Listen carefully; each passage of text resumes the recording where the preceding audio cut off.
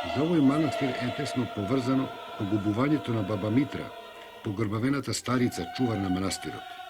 Таа на 7 септември 1944 година им е отворила манастирската врата на 20 партизани, кои тука биле затворени пред стрелање. Поради тоа баба Митра била попрскана со бензин и запалена на местото, каде што по ослободувањето и бил подигнат споменик со скромни стихови за неа.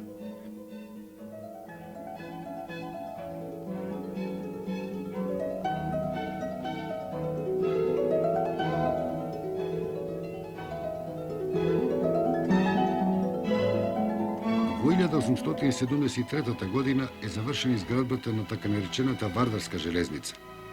Трговијата доби силен полет.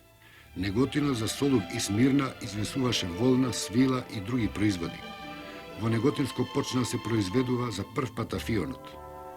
Меѓутоа, ова железничка пруга доби исклучително значење по 15 години во 1888 година, кога се поврза со така наречената Моравска железница, па можеа производите од Тиквешката област да одат и на север и на југ.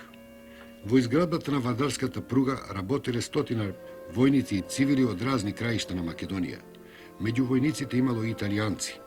За тоа говори осамениот гроб крај железничката станица Кукуричани на некој Катанио Антонио од Комо, Италија, кој, како што пишува на надгробната плоча, бил одреден да работи на пругата.